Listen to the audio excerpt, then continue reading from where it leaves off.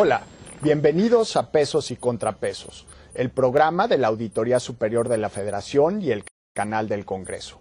En la emisión del día de hoy hablaremos sobre la construcción de la red de rendición de cuentas. Esta iniciativa busca concentrar el esfuerzo de ciudadanos, organizaciones civiles e instituciones en aras de construir precisamente eso, una red que permita fortalecer la rendición de cuentas en nuestro país.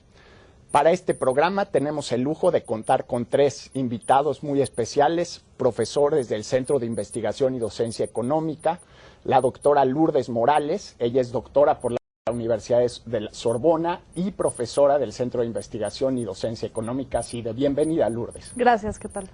También tenemos al doctor Sergio López Ayón, él es doctor en Derecho por la UNAM y profesor del CIDE. Bienvenido, Sergio. Gracias, Juan. Buenas. Y el profesor Mauricio Merino, él es doctor por la Universidad Complutense de Madrid y también profesor del CIDE. Mauricio, un gusto tenerte aquí. Gracias, Juan, gracias por la invitación.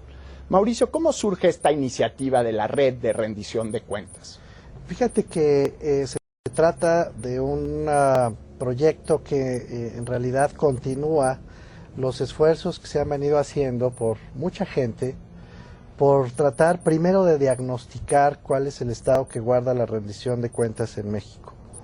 En el CIDE, hace ya un par de años... ¿Cómo vamos ahí en ese estado de la rendición? No, muy mal, muy mal. La verdad, hay esfuerzos muy fragmentados, hay todavía muchas piezas por construir.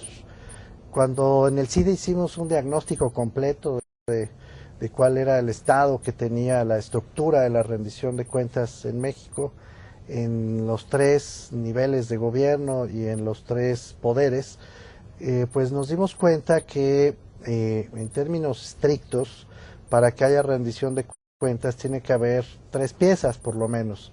Tiene que haber información que se produzca sistemáticamente, no solamente acceder a ella, sino producirla de manera deliberada, ordenada, de tal manera que se sepa lo que los poderes, los gobiernos están haciendo. Del otro lado se necesita que haya cuentas, que haya un sistema de contabilidad que resulte universal, que resulte armónico, armonizable, y que tenga sistemas de fiscalización también armonizados para toda la República. Y además se necesita que haya un buen sistema de asignación de responsabilidades, no solamente en términos de las personas que se hagan cargo de los proyectos, sino de lo que deben hacer y en qué medida deben avanzar y qué tipo de resultados deben de darle a la sociedad. Bueno, cuando tú te das cuenta que la información no es completa, que las cuentas no están armonizadas y que los sistemas de responsabilidades son, por decirlo menos, muy laxos, pues te das cuenta a la vez que necesitas construir mucho más. Una red es nuestra propuesta para tratar de situar estos temas en la sociedad y avanzar para construir. Sergio, ¿cómo definirías la rendición de cuentas? La rendición de cuentas, digamos, es un concepto que está imbuido en la gobernanza democrática y básicamente supone que hay una persona que tiene una responsabilidad dada y que existe una segunda persona a la cual le va justamente a rendir cuentas, le va a informar, le va a dar elementos para que esta segunda persona juzgue, evalúe, delibere sobre la manera en la que hizo esta función que tenía que desempeñar. Ahora bien, esta relación entre estas 2 personas se suele dar normalmente, vamos a llamarlo así, en un entorno burocrático, ¿no? Es la Auditoría Superior fiscalizando a una Secretaría de Estado o un órgano de fiscalización de un Estado fiscalizando a un Congreso, por ejemplo, a un municipio. En realidad, para que la rendición de cuentas tenga un pleno sentido democrático, todo este sistema tiene que estar orientado al ciudadano, es decir, tiene que ser capaz, por un lado, de traducir esta relación entre estas 2 personas a un entorno donde los ciudadanos sean capaces de entender si la persona que rinde cuentas realmente está haciendo la labor que se supone debe hacer, si está cumpliendo la función. Pongamos un ejemplo.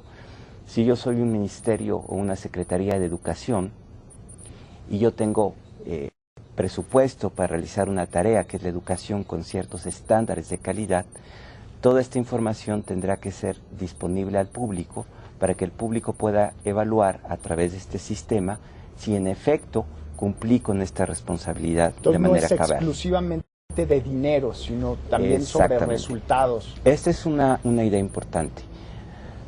La rendición de cuentas, desde luego, implica que también o mal utilice los recursos.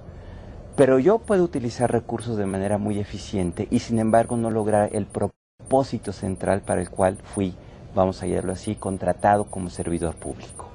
De tal manera que aquí lo central es que la función principal, aquella misión que yo tengo encomendada como servidor público, pueda ser capaz de rendir cuentas de cómo lo estoy haciendo, cómo estoy utilizando los recursos y qué impacto estoy generando. Es decir, si estoy o no estoy alcanzando los propósitos de política pública. Dar explicaciones de qué hice y qué logré con lo que me dieron. Y por qué lo hice, ¿no? Es decir, qué hice, por qué lo hice, qué logré, cuáles fueron los logros, cuáles fueron las limitaciones.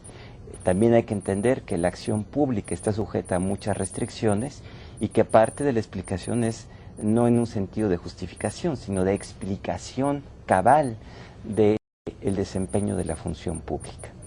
Y todo esto, con esta idea concluyo, se constituye como una obligación de los gobernantes frente a los gobernados. Es decir, no es un acto gracioso del poder, sino se constituye como una obligación de ellos y como un derecho de los ciudadanos de exigir esta rendición de cuentas en este entorno que he descrito de manera muy general. Lourdes, como país, ¿qué nos falló? Nos decía Mauricio que tenemos un sistema de rendición de cuentas muy frágil, pero ¿cuál es el problema? ¿Es los políticos, las personas que tenemos en el poder, en el Congreso, como titulares en el Poder Ejecutivo, o titular más bien en singular, o son las normas, los diseños jurídicos? ¿Dónde ubicarías el problema de la rendición de cuentas? Pues yo creo que es un poco de todo, ¿no? La articulación de todas estas deficiencias, estas simulaciones, creo que es lo que pues se refleja muy bien en el diagnóstico del CIDE, cómo está la situación actual de rendición de cuentas, que prácticamente, aunque se han logrado muchos avances en materia de jurisdicción y en materia de creación de órganos, pues también hay mucha simulación. Y de hecho, platicándote un poco de este proyecto de la red, es lo que tratamos de hacer nosotros.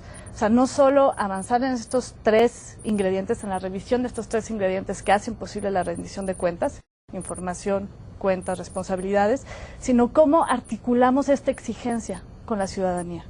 Los órganos que están trabajando para hacer una rendición de cuentas posible, sino también cómo los ciudadanos pueden vincularse a exigir a nuestros representantes que no solo den a conocer por qué toman ciertas decisiones, sino sancionarlos cuando son responsables de ciertos actos y quedan impunes, ¿no? O sea, la aspiración de la red va más allá de un simple análisis, digamos, de la esfera estrictamente académica. Sí, completamente. O sea, es investigación aplicada, con un efecto directo. También con otra componente. Tú has estudiado mucho ese fenómeno. Lo que sucedió con la alternancia en el Ejecutivo es que se evidenció las asimetrías que existen a nivel nacional y pues cómo los gobernadores se volvieron pues virreyes de sus estados. Entonces, en los estados hay organizaciones, hay investigadores, hay órganos que están necesitados de una articulación a nivel nacional para que a través de esta exigencia pues se logre avanzar más, no solo en el plano jurídico, sino también en el plano político y ciudadano.